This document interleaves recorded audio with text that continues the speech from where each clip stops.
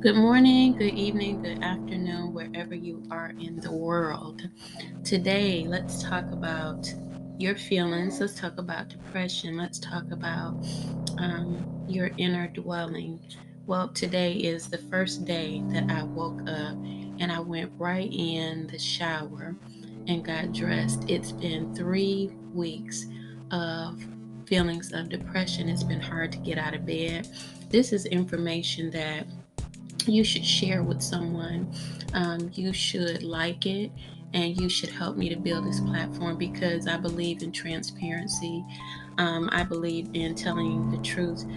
In all of my life, I have suffered with depression, so I've worked in the mental health field, writing assessments and intakes, and appealing compassionately to those that have mental health issues. So today, let's just talk about depression, what it can do to you. Some people are so bogged down with depression that they don't even know it. They just know that they're not happy, that they have no feelings of happiness, nothing satisfies them.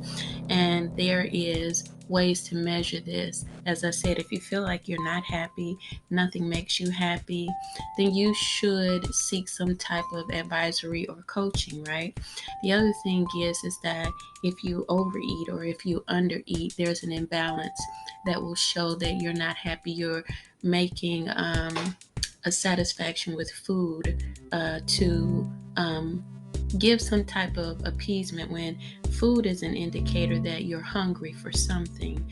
So depression gives you a feeling that you want something that you cannot maintain. I like to believe that from my experiences of over about 45 or 40 years of dealing with it off and on, that there is a push from the universe is saying there's more that you can do. A lot of people will stay in the same place doing the same thing, thinking the same thoughts, and they don't understand that depression will keep you captive to the emotions and feelings of the past and you never move forward. Some things that you can do is eat healthy, not restaurants, but cooking your own meals. I have a young lady that started cooking vegan meals for her and her family, and in the last 6 months she's lost 45 pounds, and I know for a fact that she and her husband are getting along better because weight itself is an indication of heaviness. And this is not to put anybody down concerning weight. We're talking about mental health challenges. You could be diagnosed, or you could just be going through a season.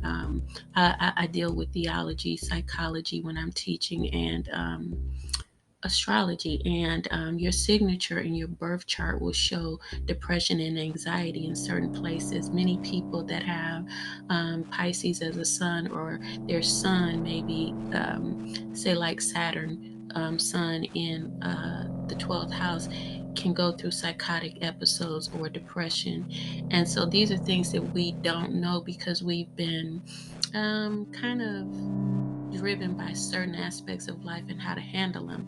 I want to say that it's not a secret. It's not something that you should keep. You should try to experience alone. Even from this point on, and hearing my message, I do talk about it. I advocate for it. I sell T-shirts and hats saying that I survived depression because I know where to go. The number one place that I found to go was to the rock. It said, be anxious for nothing but everything to God in prayer. Depression will bring on anxiety and feelings of frustration because it wants something. It's actually telling you that you want something more. The thing is balancing out that one. So at this point, let's go to the scripture and look up something on depression, right? Um, and I'm going to share it with you.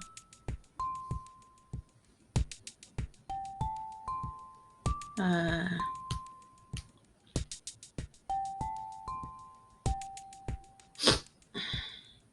1 minute. Finally, brethren, in Philippians 2, chapter 4 and 8, it says, finally, brothers and sisters, whatever is true, whatever is noble, whatever is right, whatever is pure, whatever is lovely, whatever is admirable, if anything is excellent or praiseworthy, think about such things. So here it's telling you to think about things that are worthy of your thoughts, not things that are saying, oh, I'm no good, I'm worthless. Somebody put those seeds into you a long time ago, and now you got to pull them up and begin to speak.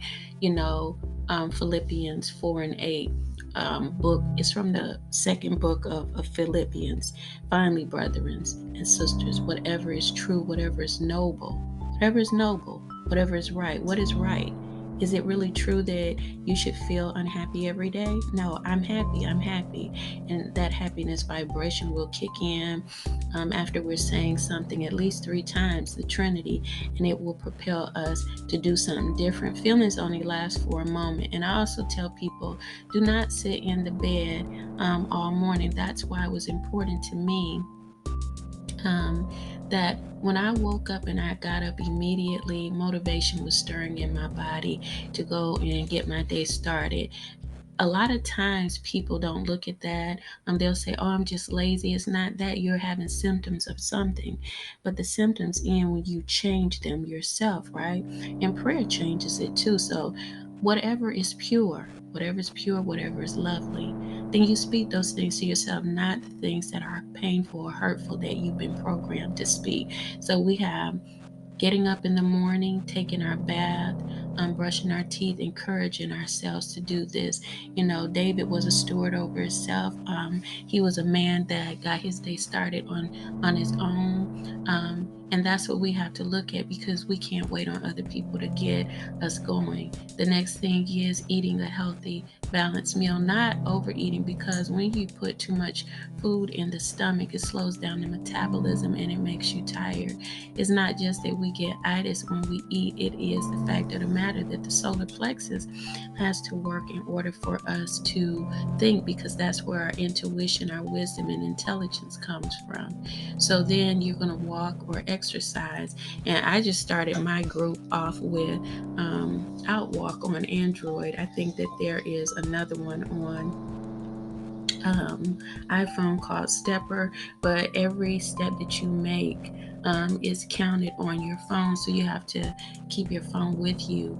And it's like challenging yourself to do more, to just step more, something more than what you did yesterday, to keep the momentum, or to bring that vibration up. And not being pessimistic that nothing will ever work out for you, because it will work out when you realize you are a co-creator with the universe, with God. Then the next thing is you find that God is moving and stirring through you, because you allow God to, by saying, I surrender. I release this depression.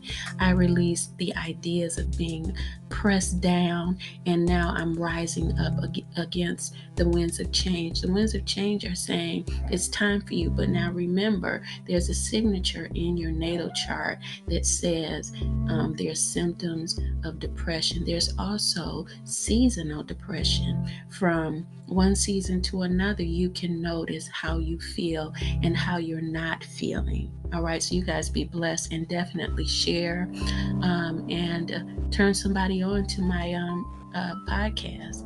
Bye-bye.